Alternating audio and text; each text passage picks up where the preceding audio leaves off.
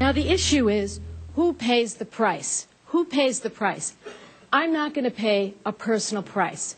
My kids are too old and my grandchild is too young. You're not going to pay a particular price, as I understand it, with an immediate family. So who pays the price? The American military and their families.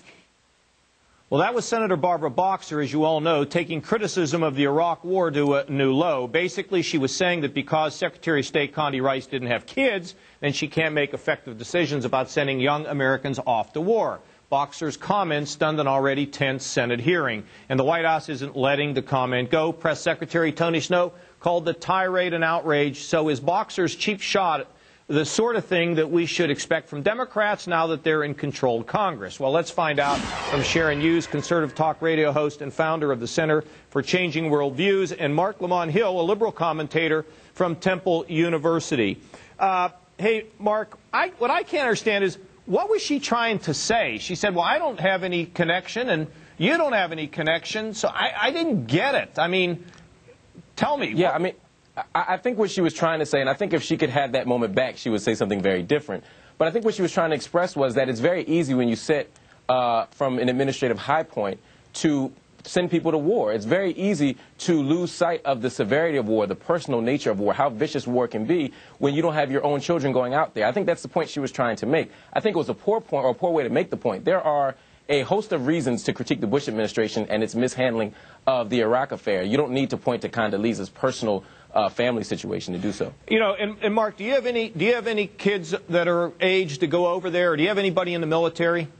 No. Okay, you don't, and I don't, but that doesn't mean we don't understand how terrible this is, right? I mean, I talk to families that have lost people over there. Absolutely. I mean, really out of bounds. Sharon, here's the thing. And look, civility is, you know, the lack of civility is not just one person or one party, as I think you would acknowledge, at least I would hope you would acknowledge. I thought the voters said, look, we don't want any of this crap anymore. We're back in the most important hearing on Iraq. That is, well, one of the most important hearings on Iraq right out of the box. And there's name-calling, below-the-belt stuff. What are we going to do about this lack of civility? Well, I don't know if we can do anything about it except to make our voices heard that we don't like it. You know, this reminds me, this could be really good fodder for the cannons of Donald Trump and Rosie O'Donnell.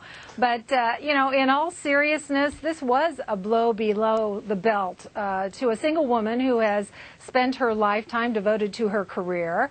And but, you know, even the bigger issue here is, was this just yet another outstanding example of the feminist disconnect between their ideology and their political agenda, or was this just another jab? I think it was another jab. Or it may have just been a mistake. But the question is, Sharon, are you going to hammer Republican if we see this same kind of stuff going on? Absolutely. Okay. Absolutely. All right, look, here's one thing that I read today that's driving me crazy. The New York Times reported that in a hearing with Dr. Rice, Mark, that we better not as Americans go after Iranians if we find out in hot pursuit that they're helping to kill our soldiers in Iraq. Why would Joe Biden say something like this? Well, I think that there is a legitimate suspicion that the Iran issue, this new Iran issue, is being used as a red herring to distract and distort the real concerns that Americans have about the mishandling of Iraq. You know, right now you have a president who has essentially ignored the recommendations of the Iraq Study Group reports. Yeah, but wait a minute, Mark. There's nobody that isn't saying that Iranians aren't involved in providing these roadside bombs, and we've even found Iranians inside of Iraq.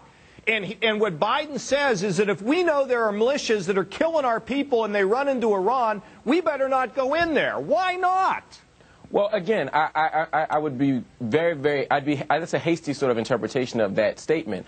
I'd be certain that Senator Biden would not disagree with the point that you're making, that if we know people are killing our soldiers... Well, that's not what he said. Look, I got the vote here. You know, I know what he said, and I like Joe Biden in a number of ways, but to try to get... You know, if somebody's killing our people, and I don't support the surge, as you may know, but if the Iranians are killing our people, for them to have a safe haven by coming across the border, killing our people, and running back into that country, we got to get them. Sharon, your view.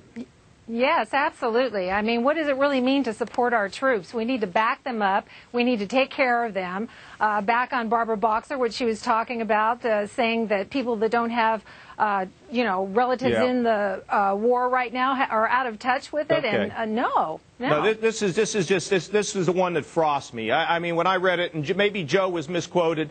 Mark, maybe you're right, but I'll tell you, he better. But I think it's a matter. I think there's a bigger. But I think there's a bigger issue. Just like with the Barbara Boxer thing, you can't confine someone or limit someone to a soundbite.